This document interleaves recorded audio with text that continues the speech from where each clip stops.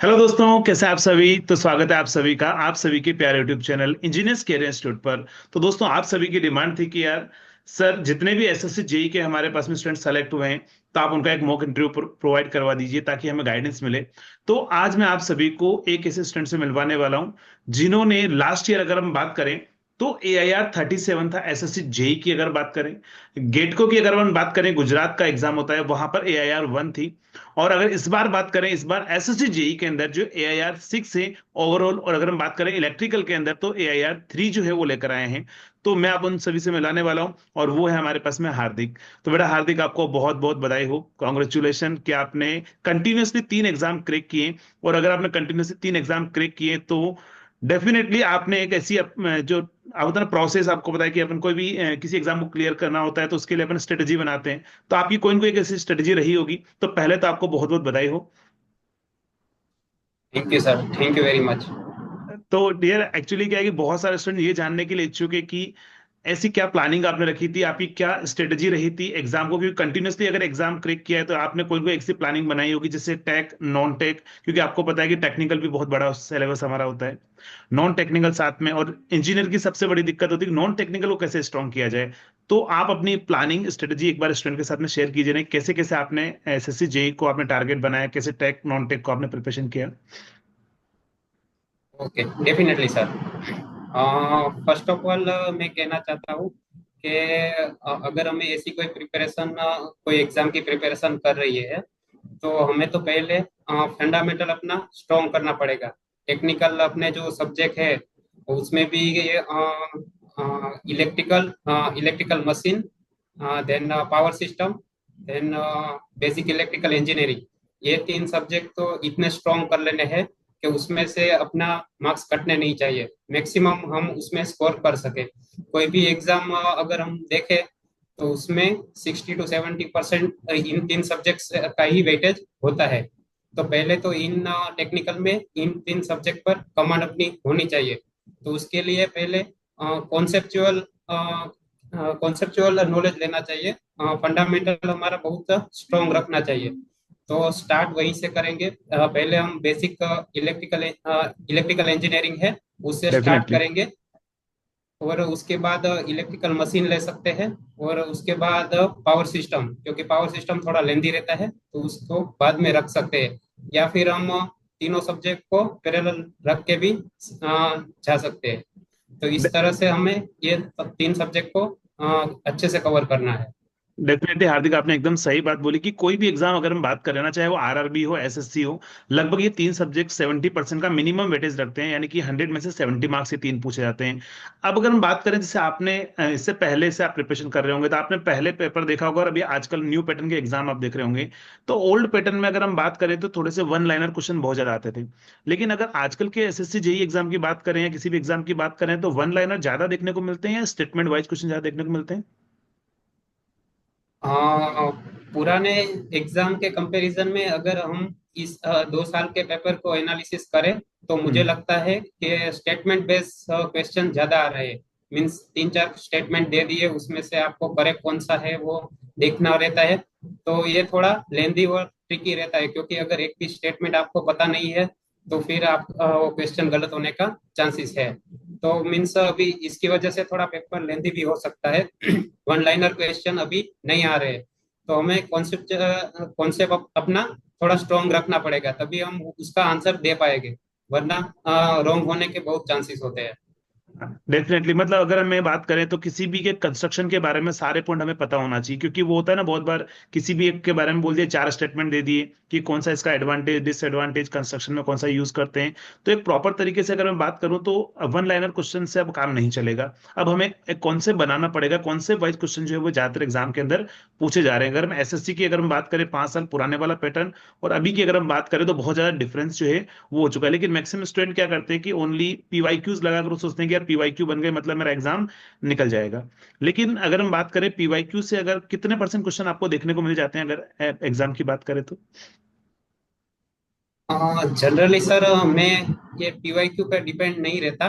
मैं हम्म। कॉन्सेप्ट पे ज्यादा डिपेंड रहता हूँ, क्योंकि मेरा ट्राई ये रहता है मैक्सिमम से मैक्सिमम जो भी हम ये तीन सब्जेक्ट में तो कोई भी टॉपिक छूटना ही नहीं चाहिए, अच्छे से डेफिनेटली। कवर कर लो। कोई भी क्वेश्चन आ जाए तो मैं ये नहीं सोचूंगा कि मैंने ये पढ़ा हुआ है, मेरा ये पीवाईक्यू में था, मैं नहीं सोचता। मैं कॉन्सेप्ट वाइज जाता हूँ कि मुझे कॉन्सेप्ट मुझे पता है, कॉन्सेप्ट में मेरा ये है, तो कॉन्सेप्ट वाइज में चलूंगा, आराम से मेरा हो जाएगा। तो मुझे वो पुराना याद करना पड़ेगा, पुराना क्वेश्चन याद करना पड़ेगा, ऐसा कुछ होता नहीं है। कॉन्सेप्ट अगर अच्छे से क्लियर है तो ऑलमोस्ट क्वेश्चन मेरे हो जाते हैं। हार्दिक, आपने जैसे एग्जाम में अटेम्प्ट होने से पहले, आपने एग्जाम में जाने से पहले एटलीस्ट एक सब्जेक्ट को आप कितनी बार रिवाइज करके जाते हैं ताकि हमारा कॉन्सेप्ट एकदम से स्ट्रांग हो पाए? क्योंकि अगर अपन वन टाइम पढ़ते हैं, वन टाइम में एकदम से सारे कॉन्सेप्ट स्ट्रांग नहीं हो पाते। आपने कितनी बार रिवाइज किया था एक सब्जेक्ट को मिनिमम? सर अगर हम फर्स्ट शुरू से स्टार्ट करते, स्टार्टिंग से बोले, तो यस। पहले तो हमें अच्छे से अपनी नोट बनानी है, अपनी खुद की नोट बनानी है, नहीं कि किसी और ने नोट बनाई है उसे देख के हाँ हमें आता है ऐसे करके नहीं जाना है। पहले तो अच्छे से नोट बनानी है, पूरी डिटेल में नोट बनानी है।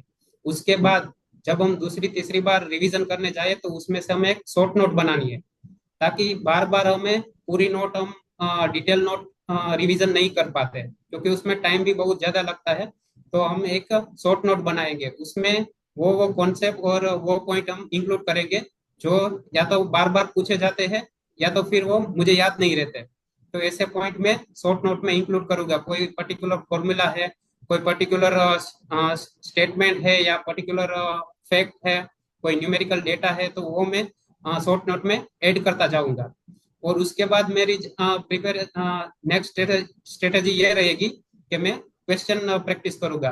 तो क्वेश्चन में भी मैं स्टार मार्क करके रखूंगा। कोई मुझे इंपॉर्टेंट उसमें सॉल्यूशन में कुछ इंपॉर्टेंट पॉइंट दिख गया तो मैं शॉर्ट नोट में इंक्लूड करता जाऊंगा।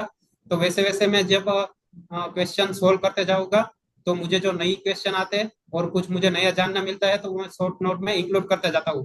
तो उस वजह से मेरी शॉर्ट नोट इतनी स्ट्रांग बन जाती है कि उसमें से कोई बाहर का क्वेश्चन आने का चांस बहुत कम रहता है। तो मैं जब रिवीजन करने बैठूं तो मैं शॉर्ट नोट ही रिवीजन करता हूँ। और फुल नोट तो मैं जब एग्जाम बहुत करीब हो तब एक बार फुल नोट में रिवीजन कर लेता हूँ। यानी कि डेफिनेटली अगर जितनी बार आप रिवीजन करते जाओ और शॉर्ट आपको कोई ऐसा लगे पॉइंट कि यार मैं ये भूल सकता हूँ या आगे जाकर मैं भूल जाऊंगा, तो उसको शॉर्ट नोट्स में ऐड कर देना चाहिए ताकि लास्ट मोमेंट पर आप उस पॉइंट को फिर से रिवाइज कर पाओ। डेफिनेटली मैं भी हमेशा स्टूडेंट को यही बोलता हूँ कि जितने भी ज्यादा से ज्यादा आप नोट्स अपने हैंड रिटन अगर आप प्रिपेयर कर पाए तो that is well and good, वो सबसे अच्छी बात है। शॉर्ट नोट्स भी आप अपने खुद के बनाएं, क्योंकि शॉर्ट नोट्स का मतलब ये होता है कि आप कौन से पॉइंट भूल सकते हैं। अब देखो, अब मैं तो आपको शॉर्ट नोट्स प्रोवाइड करा दूंगा, बहुत मैक्सिमम स्टूडेंट बोलते हैं हार्दिक कि सर आप हमें शॉर्ट नोट्स प्रोवाइड करा दीजिए। जैसे अगर मैं शॉर्ट नोट्स प्रोवाइड कराऊंगा और एक आप खुद शॉर्ट नोट्स अगर आप बनाते हैं तो उसमें दिन रात का डिफरेंस होता है, नहीं होता है? यस सर, डेफिनेटली होता है, क्योंकि आपने आपके अकॉर्डिंग शॉर्ट नोट बनाया होगा। मुझे मुझे पता है कि मुझे क्या याद रहता है, क्या मुझे डिफिकल्ट लगता है, तो मैं अपने हिसाब से बनाऊंगा। तो सबको अपने हिसाब से ही शॉर्ट नोट और नोट बनाने चाहिए, क्योंकि सबका एक जैसा लेवल नहीं होता। क्योंकि मैंने जो प्रिपरेशन की है तो मुझे पता है मैंने कहाँ से स्टार्ट किया है, क्या क्या यस, चीज यस। मैं भूल सकता हूँ, क्या क्या चीज मुझे बार बार देखनी है, वो मुझे पता है। आपने बनाया होगा वो आपके हिसाब से बनाया होगा, पर मैं अपने हिसाब से बनाऊंगा तो वो डेफिनेटली। और शॉर्ट नोट को ऐसे नहीं एक बार बना दिया तो उसको बस ऐसे ही रखना है, शॉर्ट नोट को भी रिवाइज करते जाना है। जैसे जैसे क्वेश्चन हम क्वेश्चन प्रैक्टिस करें तो उसमें से कोई नया नया कंटेंट अगर हमें मिले तो उसको शॉर्ट नोट में इंक्लूड करके हमारे शॉर्ट नोट रिवाइज करती जानी चाहिए। डेफिनेटली हार्दिक। हार्दिक, एक क्वेश्चन जो है वो बहुत सारे स्टूडेंट के मन में होगा, और वैसे मुझे वो पूछना नहीं चाहिए लेकिन मैं पूछ लेता हूँ एक बार, कि बहुत सारे स्टूडेंट के मन में ये होगा कि आपने लास्ट टाइम AIR 35 आप ले 36 37 आप लेकर आए थे। इस बार आपकी AIR 6 गेट को में आपकी फर्स्ट रैंक आई है। तो आपने लास्ट ईयर अगर अपन बात करें तो आपने ज्वाइन क्यों नहीं किया था SSC जेई, अगर हम बात करें? हाँ सर, वो मेरा कुछ मेडिकल इश्यू आ गया था तो उसकी वजह से मैं ज्वाइन नहीं कर पाया था। तो इस बार मैंने फिर से अटेम्प्ट किया और इस बार मेरा अच्छे रैंक आए। चलिए, बड़ा बधाई हो, बहुत बहुत बधाई हो, क्योंकि AIR 6 देखो, वन डिजिट में रैंक लाना सभी का सपना होता है। और आपने फाइनली जो वो सपना हासिल किया है, लेकिन वो बिना नॉन टेक्निकल पॉसिबल ही नहीं हो सकता। AIR अगर अपन बात करें वन डिजिट रैंक की बात करें तो AIR 6 आप लेकर आए, तो नॉन टेक्निकल के लिए आपने कौन कौन से रिसोर्सेज आपने फॉलो किए थे? कैसे कैसे आपने जीके, रीजनिंग और जीएस पोर्शन को स्ट्रॉन्ग किया था अपना? ओके सर, पहले बात करता हूँ मैं रीजनिंग की। तो रीजनिंग यस। में क्या है, बहुत कम टॉपिक है, कुछ गिने चुने टॉपिक है। तो एक बार कॉन्सेप्ट का कोई भी प्लेलिस्ट वगैरह उठा के देख लो, उनका कॉन्सेप्ट को एक बार समझ लेना है। फिर मैं ये प्रैक्टिस रखता था कि डेली एक टेक्स्ट बुक में वो पास ले लिया था। तो उसमें एसएससी जेई एसएससी जीडी बहुत सारी रीजनिंग की टेस्ट अवेलेबल है। तो मैं ये प्रैक्टिस रखता था कि डेली 1 घंटे बस एक एक टेस्ट डेली अटेम्प्ट करनी है और उसका एनालिसिस देख लेना है। तो उसकी वजह से मेरी डे बाय डे थोड़ा टाइमिंग का जो इश्यू था वो भी कम हो गया और मैं मैक्सिमम अटेम्प्ट कर पाता था। तो उस वजह से मेरा रीजनिंग बहुत स्ट्रांग हो गया और टाइम मैनेजमेंट भी रीजनिंग में आ गया था। तो मैं सबको बताना चाहूंगा कि रीजनिंग कॉन्सेप्ट से नहीं बनता, मैक्सिमम क्वेश्चन प्रैक्टिस और टेस्ट देने से ही रीजनिंग आपका स्ट्रांग होगा। हाँ, डेफिनेटली टेस्ट जितने ज्यादा ज्यादा देंगे उतना ही आपके पास में परफेक्शन आएगा। अब हम बात करते हैं जीके वाला पोर्शन, क्योंकि देखो जीके इतना वास्ट है। हिस्ट्री, ज्योग्राफी, पॉलिटी अगर हम बात करें, इकोनॉमिक्स अगर हम बात करें, तो उसको कैसे आपने स्ट्रॉन्ग किया था, और उसमें आपने कितना टारगेट बनाया था कि मुझे मिनिमम करंट अफेयर्स और दोनों को मिलाकर इतने मार्क्स में यहाँ से लेकर आऊंगा? ओके सर, अगर करंट अफेयर की बात करें तो मैं एक शॉर्ट वीडियो आता था, वो परमार एसएससी करके यूट्यूब चैनल है। तो यस, यस। उसमें वो डेली एक शॉर्ट वीडियो देते थे। तो उसमें 15 से 20 सेकंड का एक वीडियो रहता था, वो जो इम्पोर्टेंट करंट अफेयर होते थे वो बता देते थे। और बाद में जो मंथ के एंड में पूरा मंथ का एक वीडियो आता था, उसमें पूरा मंथ का करंट अफेयर देते थे। तो मैं वो मंथ वाइज जो 8 से 10 मंथ एग्जाम के 8-10 यस, महीने के पहले का जो करंट अफेयर होता है वो मैं पूरे एक एक वीडियो करके देख लेता था। तो उसमें यह नहीं कि बस मुझे याद ही रखना है, बस मैं देख लेता था, जितना याद रहे उतना ठीक है। क्योंकि करंट अफेयर में भी बहुत है, वास्ट है, तो हम इतना तो याद नहीं रख पाते। पर डेली डेफिनेटली। थोड़ा थोड़ा देखते रहते हैं, न्यूज भी देखते रहते हैं, तो थोड़ा बहुत आइडिया तो आ जाता है। तो उसमें ऑलमोस्ट हो जाता था ऐसा मेरा। यानी और कि अगर मतलब, यस, यस, अगर आप कंटिन्यूटी रखते हैं तो डेफिनेटली करंट अफेयर्स भी धीरे धीरे आपका स्ट्रांग हो जाएगा, लेकिन डेली आपको देखना पड़ेगा। यस सर, और अगर मैं जीके जीएस की बात करूं तो उसमें भी मैं पूरा इतना डेप्थ में तो नहीं जा पाता था, क्योंकि हमें पूरा नॉन टेक पे नहीं डिपेंड रहना है, हमें टेक्निकल टेक्निकल पे डिपेंड रहना है और थोड़ा बहुत उसमें स्कोर करना है। तो डेफिनेटली। मैं जीके जीएस का भी वो जो मैराथन वीडियो होता था उसमें से देख लेता था और मैं अपनी नोट बना लेता था। और जब एग्जाम करीब हो तब मैं एक बार रिवाइज कर लेता था। तो ऑलमोस्ट जो भी इम्पोर्टेंट इम्पोर्टेंट टॉपिक और पॉइंट थे वो मैं थोड़ा याद कर लेता था। और ऑलमोस्ट अगर मुझे कोई क्वेश्चन लगे कि 50% आंसर मुझे पता है, ये दो दो अगर क्वेश्चन आंसर में एलिमिनेट कर पाता, तो उसमें से मैं इजीली दो दो आंसर तो मैं एलिमिनेट कर ही देता था। तो उसके डेफिनेटली। बाद मैं थोड़ा गेस वर्क भी कर लेता था, अगर मुझे आइडिया नहीं है तो अच्छे से हो जाता था। मतलब ऑप्शन एलिमिनेशन पर ज्यादा अपने को ध्यान देना ही है, ऑप्शन एलिमिनेट कर पाए ताकि चांसेस रहे कि हमारा क्वेश्चन एकदम सही भी हो जाए, में थोड़ा बहुत अगर सस्पेंस भी अगर हो तो उसके अंदर। तो हार्दिक, इस बार बहुत सारे स्टूडेंट जो है वो ये जानने के लिए बैठे हुए हैं कि उनको इस बार अगर मान लो एसएससी क्रैक करना है, 1 डिजिट रैंक लेकर आनी है, तो उनको क्या प्लानिंग रखनी चाहिए? आपका जो भी गोल्डन वर्ड्स, क्या बोलना चाहेंगे आप उन्हें? पहले तो मैं ये बोलना चाहूंगा कि इसके लिए कोई शॉर्टकट नहीं है। इसके लिए आपको मेहनत ही करना है, उसके अलावा कोई भी शॉर्टकट या कोई ऐसा मंत्र में दे दूं कि आप ऐसी रैंक आ जाएगी, ऐसा कुछ नहीं है। पहले तो आपको मेहनत करनी है, कॉन्सेप्ट पे ध्यान देना है, अपना फंडामेंटल बहुत ही क्लियर रखना है। और उनमें भी ये 3 सब्जेक्ट का तो खास रखना है। बाकी के सब्जेक्ट में थोड़ा बहुत आप प्रीवियस ईयर देख लो, थोड़ा बहुत नोट वगैरह देख लो तो चलेगा, क्योंकि उसमें थोड़ा याद रखने जैसा है। जैसे कि आई रूल्स है वगैरह, यूटिलाइजेशन है, उसमें कॉन्सेप्ट बहुत नहीं है, पर उसमें थोड़ा याद रखना है तो उसमें चलेगा। पर ये हमारे मेन 3 सब्जेक्ट है, उसको तो बहुत अच्छे से प्रिपेयर करना है, कॉन्सेप्चुअलाइज आपको क्लियर रहना है। फिर आपकी स्ट्रेटजी बहुत क्लियर होनी चाहिए। जैसे कि मेन तो टाइम मैनेजमेंट का खेल है। आपको हम्म। कितना आता है वो मैटर नहीं करता, आप कैसे अटेम्प्ट करते हो वो मैटर करता है। तो आपको एग्जाम कैसे अटेम्प्ट करना है वो माइंडसेट थोड़ा क्लियर रखना है एग्जाम से पहले। तो वो कैसे करें, तो वो टेस्ट सीरीज से ही आएगा। तो आपको definitely. Maximum test series attempt करनी है। और टेस्ट सीरीज में डिफरेंट डिफरेंट अप्रोच रहती है। जैसे कि मेरी अप्रोच ये रहती थी, पहले मैं टेक्निकल करूंगा। तो टेक्निकल 100 क्वेश्चन है तो वो 1 आवर और 1 hour 10 minute means 60 to 70, max to max 70 minute में मैं पूरा टेक्निकल अटेम्प्ट करने की ट्राई करता था। फिर मैं जाऊंगा जीके जीएस का जो पार्ट है वो 50 क्वेश्चन है, वो 15 minute, max to max 15 minute में अटेम्प्ट करने के ट्राई करूंगा, क्योंकि उसमें कुछ सोचना नहीं है। या तो आपको हम्म। आता है या नहीं आता, तो टिक करके आगे बढ़ जाना है। ओके। और फिर मैं जो बाकी का समय मिलता था वो मैं रीजनिंग में देता था। तो ये मेरी स्ट्रेटेजी मैंने पहले से ही बना के रखी है, और माइंडसेट मेरा यही रहेगा कि कोई भी पेपर आए मैं ऐसे ही अटेम्प्ट करूंगा। तो वो आपको फिक्स कर लेना है। तो अगर आपका कोई और अप्रोच है तो वो टेस्ट सीरीज में आपको ट्राई कर लेना है, फिर बेस्ट अप्रोच आपको डिराइव करना है कि इसमें से बेस्ट अप्रोच मेरे लिए ये रहेगा। तो वो माइंडसेट अपना क्लियर रखना है, और एग्जाम के टाइम पे वही स्ट्रेटेजी फॉलो करनी है, कोई और स्ट्रेटेजी और कुछ नया ट्राई करने की जरूरत नहीं है। तो ऐसे मतलब करोगे तो यस अच्छे सर। से अटेम्प्ट होगा। और दूसरा ये बात है कि एग्जाम से डरने की कोई जरूरत नहीं है। अपना एकदम काम रहना है, शांत रहना है। और मैं तो एक्चुअली कभी एग्जाम से अभी डरता नहीं हूँ, मुझे तो एक्साइटमेंट होता है कि मैं एग्जाम देने जा रहा हूँ। तो वो भी मुझे एक हेल्प करती है कि मुझे, मैं पेपर देख के भी ये नहीं सोचता कि ये पेपर थोड़ा टफ है, मॉडरेट है या इजी है। मैं बस पेपर अटेम्प्ट करने पर ध्यान देता हूँ। बाद में जब पेपर खत्म हो जाए, बाद दूसरे के साथ डिस्कशन करने के बाद मुझे थोड़ा बहुत आइडिया आता है, टफ था इजी था, मैं तो बस पेपर के टाइम पे अटेम्प्ट करने पे ध्यान देता हूँ। तो आप ऐसे डेफिनेटली, करोगे तो। डेफिनेटली हार्दिक, अगर मतलब मान को हमारा रिवीजन अगर प्रॉपर है, हमें पता है कि रिवीजन हमने स्ट्रांग कर रखा है, हमें कॉन्सेप्ट आते हैं, तो डरने की वैसे रिक्वायरमेंट है नहीं।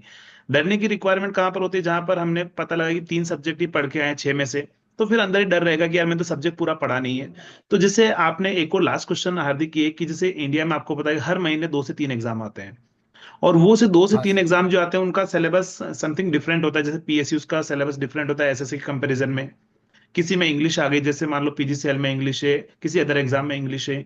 तो ये जो एग्जाम आपके भी टाइम पर आते थे बीच में, तो आपने कैसे इनको हैंडल किया? क्या उन्होंने एग्जाम, आपने जैसे एसएससी की प्रिपरेशन कर रहे थे एसएससी पर ही फोकस किया, या फिर आप डाइवर्ट होकर कभी इंग्लिश पढ़ने चले गए, कभी आपने अदर चीजें पढ़ ली, कभी आपने सिग्नल पढ़ लिया? क्योंकि अलग अलग एग्जाम है। तो स्टूडेंट देखो, अपना भी एक माइंड की कैपेसिटी होती है कि एक टाइम बाद में हमें भी सेचुरेशन आ जाता है कितना पढ़ेंगे।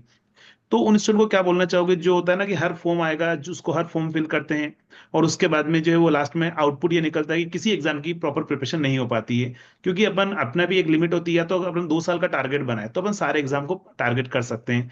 लेकिन अगर मान लो 8 से 9 महीने बचे हैं, अभी स्टूडेंट को क्या करना चाहिए? क्या सारे फॉर्म फिल करने चाहिए, या ओनली एक एसएससी पर ही फोकस करना चाहिए? ओके सर, इसमें मैं ये बताना चाहता हूँ कि आप तो पहले जो 2-3 एग्जाम स्पेसिफिकली टारगेट कर रहे हो उनका सिलेबस देखो। उसमें देखो कि कॉमन सब्जेक्ट क्या क्या आते हैं। मीन्स अगर अपना इलेक्ट्रिकल का देखें तो अपना बेसिक इलेक्ट्रिकल, मशीन और पावर सिस्टम, ये कोई भी एग्जाम में ले लो, ये मैक्सिमम वेटेज इन 3 सब्जेक्ट का रहेगा, ये फिक्स है। तो अपना ये 3 सब्जेक्ट अच्छे से कर लेना है। उसके बाद देखना है दूसरे कौन से सब्जेक्ट कॉमन है। जैसे कि मेजरमेंट, मेजरमेंट भी हर हर एग्जाम में ऑलमोस्ट होता ही है। फिर यूटिलाइजेशन वगैरह, ये एग्जाम स्पेसिफिक है, तो उसको अगर हम अभी नहीं रखने हैं, पर पहले ये देखना है हमने जो एग्जाम टारगेट की है, जैसे कि आरआरबी और एसएससी टारगेट की है, तो उसमें से कॉमन सब्जेक्ट क्या है वो अच्छे से प्रिपेयर कर लेने हैं। फिर अगर जीके जीएस की बात करें तो अभी जीके जीएस हर एग्जाम में आने ही लगा है, कोई भी एग्जाम ऐसी डेफिनेटली। नहीं है जिसमें जीके जीएस नहीं आता। तो करंट अफेयर हो या जीके जीएस, वो भी साथ में करते ही जाना है, कोई भी एग्जाम में ये आपको यूटिलाइज होगा ही। और फिर ये रीजनिंग एप्टीट्यूड है वो भी अब हर एग्जाम में आने ही लगा है, तो वो भी साथ में लेके चलना है। और फिर क्या करना है, अगर हम एग्जाम भले फॉर्म फॉर्म फिल करना चाहिए, कोई भी एग्जाम हो, ताकि हमें क्या, उससे क्या बेनिफिट होगा कि हम धीमे धीमे करके हमारे एग्जाम का फियर थोड़ा दूर होगा। क्योंकि हमें जब जितनी एग्जाम ज्यादा अटेम्प्ट करेंगे उससे हमें थोड़ा एनवायरनमेंट फ्रेंडली हो जाएगा। और उसके साथ साथ आपको ये कॉन्फिडेंस आ जाता है कि जितना मैंने अगर कोई पर्टिकुलर एग्जाम है उसमें मैंने पूरा सिलेबस नहीं किया, उसके डेफिनेटली। रिगार्डिंग जो पूरा सिलेबस नहीं था, पर उसमें से मैंने जितना किया था वो मैंने सही से अटेम्प्ट किया, उतना भी कॉन्फिडेंस आपको आ जाएगा कि हाँ भाई मैंने इतना किया था, वो मेरे सब सही से अटेम्प्ट किया। तो वो थोड़ा कॉन्फिडेंस आपको देगा। और वो कॉन्फिडेंस आपको जो आपके टारगेटेड एग्जाम है उसमें यूटिलाइज हो सकती है, उसमें आपको एक बूस्ट दे सकता है कि यस जो मैंने किया था वो मैं सही से अटेम्प्ट कर रहा हूँ। तो वो एक आपको कॉन्फिडेंस देगा। दूसरी बात हाँ sir. Yes dear, yes dear. हाँ, दूसरी बात ये है कि अभी मैक्सिमम एग्जाम तो देना ही चाहिए, क्योंकि से वो एग्जाम ना इस एक्सपीरियंस एक्सपीरियंस अपने पास में आता है कि चलो ठीक है, इस टाइप के क्वेश्चन रिसेंटली पूछे जा रहे हैं, ताकि आगे आने वाले एग्जाम में उन्हीं के आसपास की चीजें आपको देखने को मिल जाती है एग्जाम के अंदर। डेफिनेटली। तो हार्दिक, एक और क्वेश्चन है हाँ मेरा कि बहुत सारे आप ही के साथ वाले स्टूडेंट हैं जिन्होंने आपके साथ में मेंस दिया होगा, और बहुत सारे स्टूडेंट के मैसेज मेरे पास में भी आए कि सर मैंने मेंस दिया, मेरा अब सिलेक्शन नहीं हुआ, मन कर रहा है मैं पढ़ाई छोड़ दूं। तो यार उन्हें क्या बोलना चाहेंगे जिनका अभी मान लो किसी का रीजन की वजह से 2-3 मार्क्स 4 मार्क्स से सिलेक्शन नहीं हुआ, उनको क्या करना चाहिए? सर, मैं ये बोलना चाहता हूँ, एग्जाम का सिलेक्शन सिर्फ ये फैक्टर से नहीं होता कि आपको कितना आता है। अपने उसमें बहुत सारे फैक्टर होते हैं।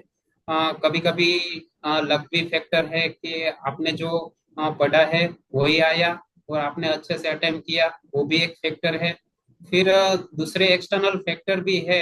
अगर मेरी शिफ्ट टफ आई तो मुझे नॉर्मलाइजेशन का बेनिफिट मिला, किसी को बेनिफिट नहीं मिला होगा, तो वो दो दो चार मार्क्स की वजह से वो भी रह सकते हैं। तो मीन्स मल्टीपल फैक्टर है, पर हर हर एग्जाम में ये फैक्टर आपको कोई कोई एग्जाम में आपको ये फैक्टर पॉजिटिव साइड में भी मिलेगा, कभी कभी नेगेटिव साइड में भी मिल सकता है। तो आपको सिर्फ इतना करना है कि बस एग्जाम देने पे फोकस करना है, अपने कॉन्सेप्ट क्लियर रखना है। एक नहीं तो दूसरी एग्जाम भी आती है, ये नहीं है कि एक ही एग्जाम आती है, साल में बहुत सारी एग्जाम आती है। तो एक नहीं तो इससे अच्छी एग्जाम निकल सकती है। अ, ये होप लेके आगे बढ़ना है। डेफिनेटली अपने पास में अभी बार्क का भी एक अच्छी अपॉर्चुनिटी आती है, और अगर हम देखेंगे तो पीएसयूज में आजकल बहुत सारी वैकेंसीज आ रही है।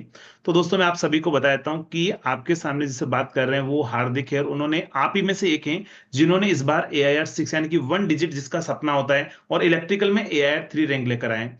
तो इन्होंने अपनी पूरी प्लानिंग आपके साथ में शेयर की है, और आप भी जो है इसी तरीके से एक प्लान करें, प्रॉपर प्लानिंग के साथ में चलना है। आपको टेस्ट सीरीज, PYQs, सब कुछ आपको मॉक टेस्ट, सब कुछ टाइम रहते हुए लगा देना है, ताकि उससे आपको पता लगे कि यार आप कहाँ पर गलती कर रहे हैं। हार्दिक, एक और ये होता है ना कि बहुत सारे स्टूडेंट मॉक लगाते हैं, और अगर मॉक में कम मार्क्स आते हैं ना, तो उस मॉक के रिजल्ट को वो फाइनल रिजल्ट समझ लेते हैं। आपके साथ में भी ऐसा होगा, हुआ होगा, आपने मॉक लगाया होगा, कभी कम मार्क्स आए होंगे। तो क्या अपन मॉक वाले रिजल्ट को फाइनल रिजल्ट मान सकते हैं, या फिर वो एक सीख होती है हमारे पास में कि कौन से टॉपिक से हमें क्वेश्चन नहीं बन रहे, उन्हें फिर से पढ़ना है?